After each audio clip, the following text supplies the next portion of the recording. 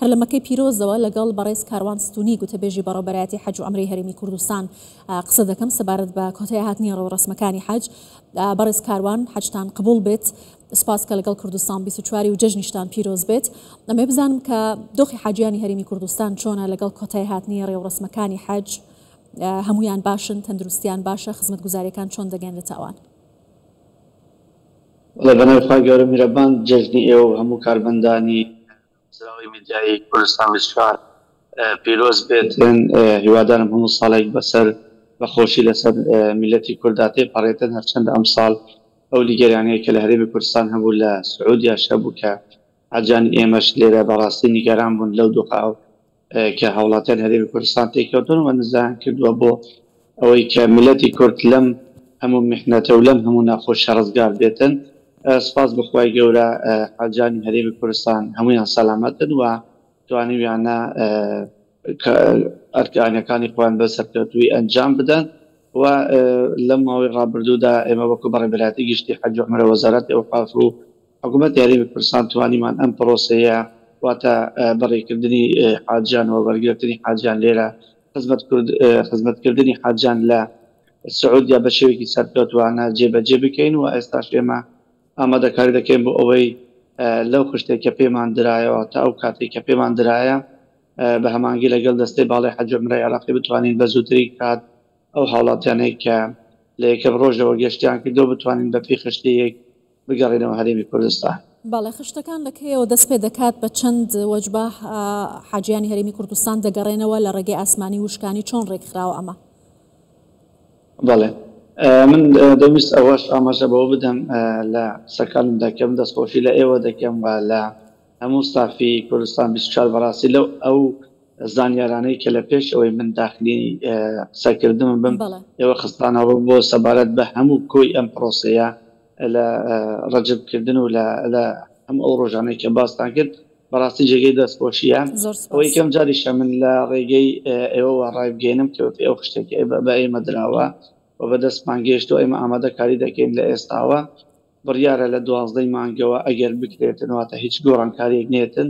پێش ئێمە حاجانی ئەوانەی کە بەڕێگەی وشکانی بەڕێکەوتون بگەڕێنەوە هەرێمی کوردستان و لە ڕۆژانی 13 و 14 ئەکی تەمانە ئەگەر شتەکە هیچ گۆڕانکاری بەسەردانێتن لە 14 مانگ بگەن هەرێمی کوردستان و ئەوانەی کە تایبەت بە گەشتی ئاسمانیش بەپێی ئەو خشتەی کە هەیە تا ئێستا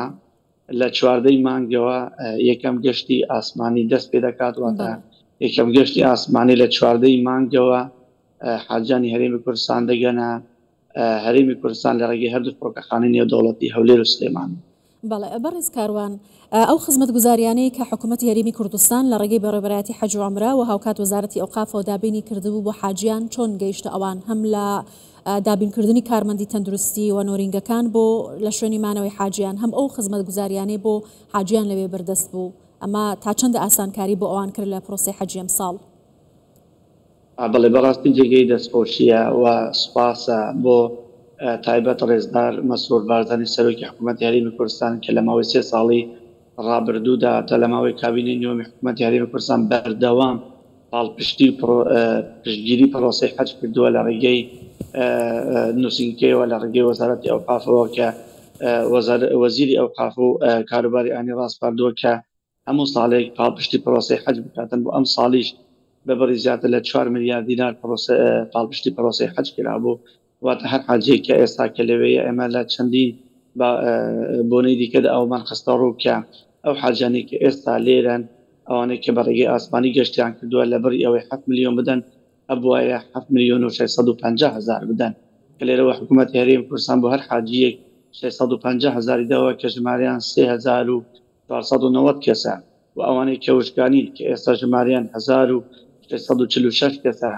لەبەری ئەوەی 6 ملیۆن و 350 هزار بدەن تەنها 5 ملیۆن و 500 هزار دینار دراوە واتە بۆ هەر حاجیەک 850 هزار دینار داوە کە ئەمە جێگەی دەستخۆشیە و ساڵانی ڕابردووشدا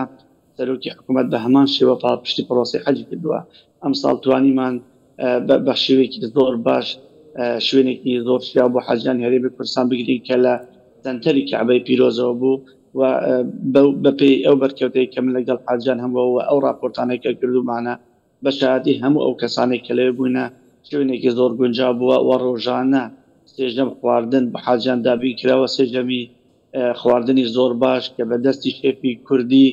لەوێ ئامادە کرداوە. ئێمە لە بەڕێوەبەراتی گشتی حەج و عومرە ئەم ساڵ بۆ یەکەم جار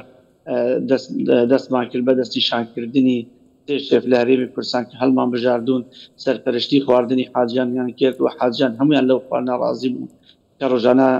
دەیان خوارد و هەر ئەو خواردنە بوو وەکو ئەوەی بوو کە لە هەرێمی کوردستان بێتن.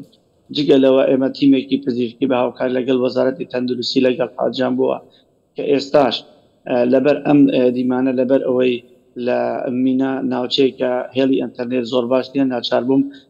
بۆ ئەوەی کە بەشدار بم لەگەڵ ئێوە بگەڕێمەوە شاری مەکە. ئێستا تیمێکی تەندروستی بە بەردەوامی لە ناوچەی مینا لە ناو حاجیانی هەرێمی کوردستاندان و من ئاگادارم دەقە بە دەقە کە چۆن خزمەتی حاجیان دەکەنەوە، چۆن لەوێ حاجیان دەبینن و چارەسەریان دەکەن و ئەگەر حاڵەتێکی گرانی شەبێتە حاڵەتێک کە چارەسەرکردنەکەی ئاسان دەبێتن ئەمانگی کراوە لەگەڵ دەستەی باڵی حەج و عومرە عێراقی، ئەمانگیە لەگەڵ دەستەی لەگەڵ نەخۆشخانەی سعودی ئەڵمانی کە چارەسەریان بۆ بکرێتن. باز بخوای گەورە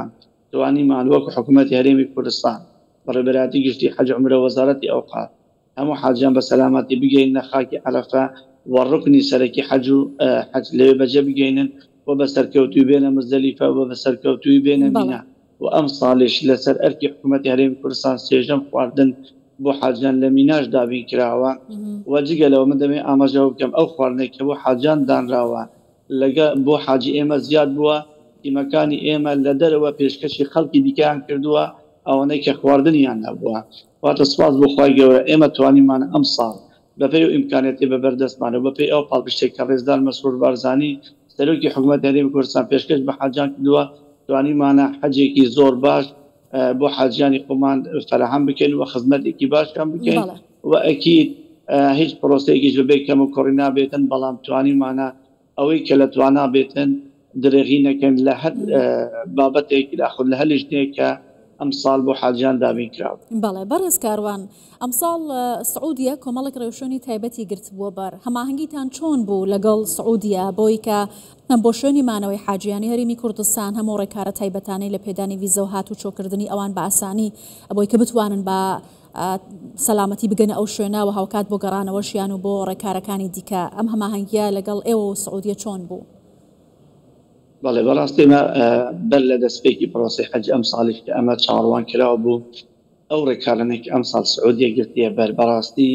بە دەرەجە یەک خزمەتێکی زۆری حاجیان کرد لەبەر ئەوەی ڕێگر بوو دەتوانم بڵێم بە شێوەیەکی سەتاسەد کە هیچ حاجیەک بە ڕێگەی قاچاق و بە ڕێگەی نایاسایی نێت ئەم وڵاتەوە بووە. ئێستا ئەمە هەر بوویتە ترندی ناو سۆشیال میدیا و بابەتی ڕۆژ لە سعودیاش کە کۆڵانەکان یاخۆت شەقامەکانی عەزیزیە کە ڕێگەی چوونە بۆ مونا بەڕاستی زۆر چۆلن وەکو ساڵانی پێشتر نینە، ساڵانی پێشتر قەڵەباڵغیەکی زۆر هەبوو تەنانەت خەڵکی مەکەش بێزار بوو لەم قەرەباڵغی، بەڵام ئەوەی ئەم ساڵ هەست پێ دەکرێتن ئەو ڕێکارانەی کە سعودیا دەستی پێکرد بەڕاستی جێگەی دڵخۆشی بوو و ئێمە پێشتریش لە ساڵانی ڕابردووشدا هەموو هاوڵاتیانی خۆمان ئاگادار کردبووە کە پەنانە بنە بە ڕێگەی نایاسایی و بە ڕێگەی قاچاق بۆی حەج بکەن، بەڵام ئەم ساڵ بە داهێنانی بیتاقەی نووسێک واتە کارتێکیان بە حەجدا بوو بە ناوی نووسێک و ئەو بازنەی کە ئێستا لە دەستمە ئەمەش بە شێوەیەکی زۆر باش کرابوو بۆ هەموو حاجیان واتە ڕێگر بوو و جگە لە چەندین ڕێکاری دیکە سعودیا توانی ڕێگری لەم پرۆسێ بکاتن و ئێمەش هەماهەنگیەکی زۆر باشمان هەبوو لەگەڵ دەستەی باڵی حەج و عومرە عێراقی و لەگەڵ وەزارەتی حەج و عومرەی سعودی کە توانیمان ئەو ڕێنمانەی کە هەبوون بە شێوەیەکی زۆر سەرکەوتوانە جێبەجێ بکەین